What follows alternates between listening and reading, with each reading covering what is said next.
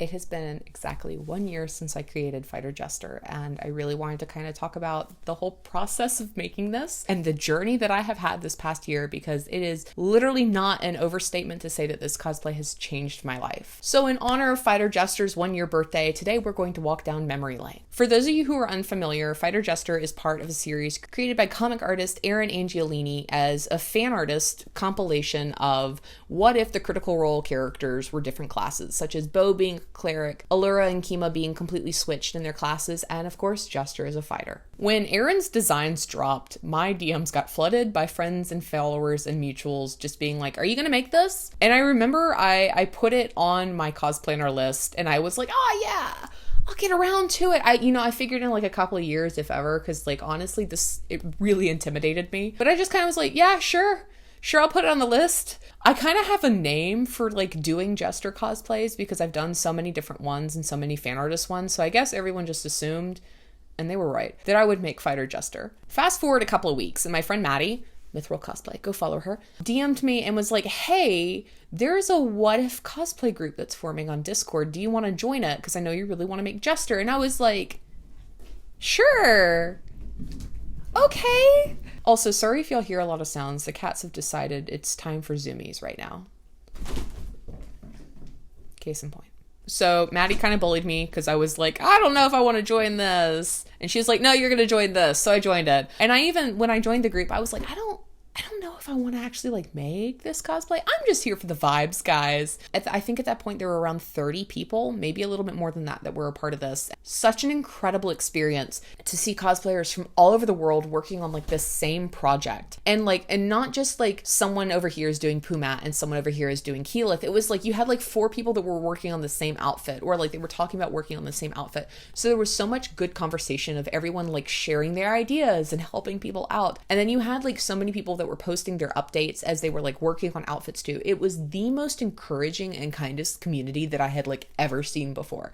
And then Eren was a part of it too, which was really awesome because whenever we had questions, we could just go ask them, hey, what about this specific part of the design? And they would be like, oh, here's my like inspiration, or here's a better close-up image of this, or like this is what I had pictured. And it was like so freaking cool. So again, I went into this group. There were several other people already working on Fighter Jester, and I was so intimidated specifically by the sewing. I felt like I could maybe do the armor, but the sewing really scared me.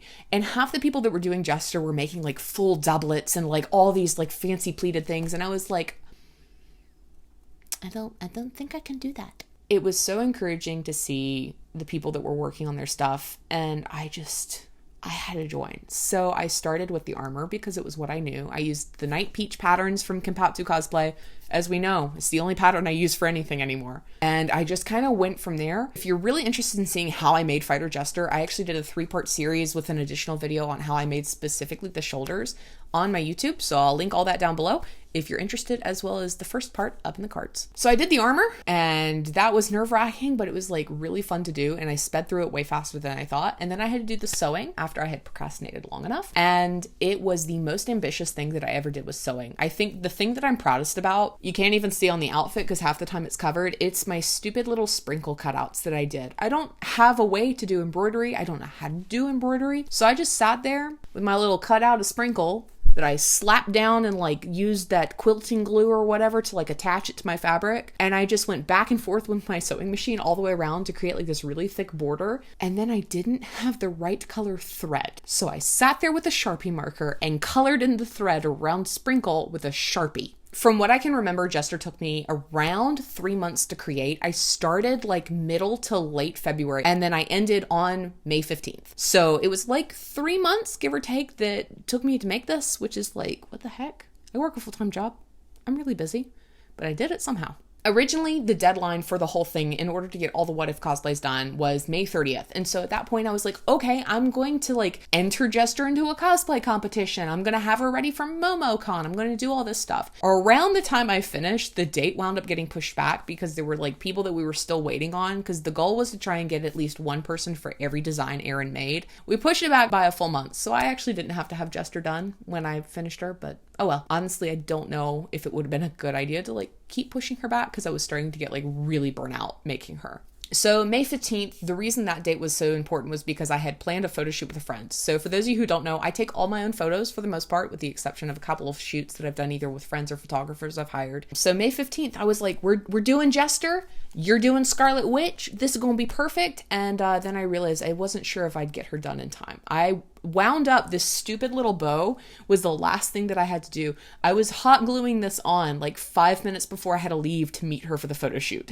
And then came the other really fun part that I discovered when I got to the location. I had purchased shoes from Goodwill. For those of you who don't know, Goodwill is a thrift store. These shoes fit when I purchased, and they fit when I tried them on, and they fit when I made the armor, and they didn't fit when I needed to put them on for the outfits for try on. And I discovered not only were these shoes smaller than I had originally thought, they were both left feet. So I spent the entirety of our photo shoot walking around with 2 left feet and shoes that are a full size smaller than my feet. It was great.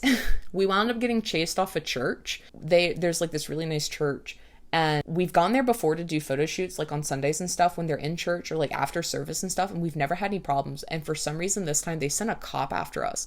This guy refused to make eye contact with either of us, like would not look at us, would look like past us or down. And he told us a really cool other area that we could go to and that would be okay to go to. So we went there instead. We got all the photos. We had people that were like driving by and honking and waving at us. We had people that were like stopping us to take our pictures as we were like walking between different locations. And then at one point we went to walk back to our cars, and we stopped on the opposite side of the road from the church because it's like a public park, and we decided to do like our photo shoot selfie. We always try and take a selfie during our photo shoots. And the people at the church actively came out of the building and gave us like the nastiest, dirtiest looks as we were standing there. But that was a fun adventure. I got home and I immediately had to share the photos with like everyone because I was so excited, and I posted them on like Twitter and Instagram and in the Discord group and stuff. And this is like the first time I ever had a post on Twitter do like really well. But what means the most to me, this was the first post that Laura Bailey herself saw. And of all my Jester cosplays, to have it be this monstrosity meant so much to me. And then from there, I attended MomoCon. I met a ton of friends. I wound up being the person who was the photographer for the MomoCon like Critical Role shoot. And it was really entertaining having to like half out of this climb up on top of a giant potted plant to take photos of everyone. We had so many people. I had to get up like really high to take pictures. I think we had like 40 people in attendance, 30 people in attendance. It was such a big crowd. It was so awesome. But yeah, just me in this minus like the bigger pieces of armor. I had like all the skirts and this on, and I'm just like doing this with my camera and I'm yelling at people and stuff. It was an event. You had to be there. I think there's one photo of me from the whole group shoot where I'm like actually in the photo, because all the others I was like the one taking the photos. But I competed at MomoCon, which was incredible. Unfortunately, I found out Fighter Jester was not eligible to win because she's not all foam or all fabric. The MomoCon rules were that they had to be either like all of one or the other, and because she's half of each, she didn't really get judged fully, which was fine by me. I was just there to have fun and vibe, and I met a lot of really awesome people, and I got judged by a judge that I like really look up to, which was awesome. So I came back from MomoCon, just kind of started doing, you know, like TikToks and stuff. I was having a blast creating content. I love this outfit so much, and I just try my hardest to make as much as I can because I know at some point she's going to break down to the point that I can't wear her. So I just kind of want to like immortalize this outfit as much as I can in photos and videos. And at some point between MomoCon and DragonCon, I posted my Getting Into Fighter Jester TikTok, and I had gotten the idea for this whole like putting the layers of the outfit on from Cowbutt Crunchies, because they had done a couple of videos that were like the same style. What I did not expect was the video to blow up in the course of like 3 months. You know, I thought it was great having a video hit like 10,000 views, because like I typically cosplay really obscure stuff like Rough Nut from How to Train Your Dragon and Merlin from Merlin BBC. It was really surreal going to DragonCon and having people actively recognize me from TikTok because of that stupid video. I will say there was a time where I had to like turn off comments. I started getting harassed by a bunch of teenagers. They were saying some really gross things, some really homophobic things, and I just turned off comments because they were like harassing the crap out of me. And I figured when that would happen that it would just like no more people would be watching the video. No, it just kept blowing up. I don't really understand what happened at all. That was weird. But DragonCon was the first time I wore Fighter Jester for like anything after that whole event. Just the whole experience of DragonCon last year was really incredible for so many reasons. There were like 5 of us from the What If group that met up, and here's the photo of us. except minus Meg. We were missing a Meg. We have 2 Megs. But we met up in our What If cosplays, which was incredible. I remember I was standing waiting for the parade, and we had a Critical Role group in the parade. I think this was like the first year we've really had like a mass amount of critters.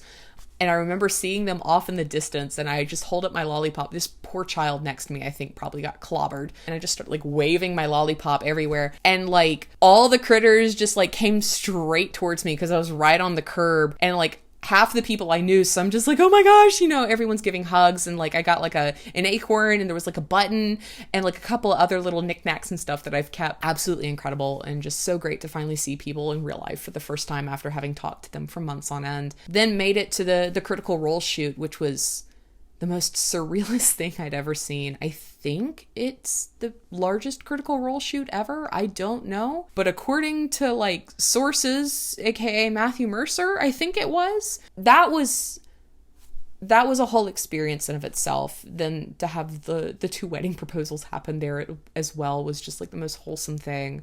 It was so incredible to see everyone. I can't wait to see you guys that are coming back to Dragon Con next year, or this year. Yeah, it's 2023, duh. So I can't wait to see you guys then. After that, just kind of kept vibing, went to AWA, had another amazing experience. At that point, I wound up taking my friend with me to Critical Role stuff. She'd never been a part of any of that part of the community before. It was her first time ever cosplaying Jester, and so we had like a blast just being these 2 giant, unwieldy Jester cosplays, because she's got like big skirts and a massive tail and everything. And it was like, yeah, we just are like a wide load coming through. You just got to clear the way.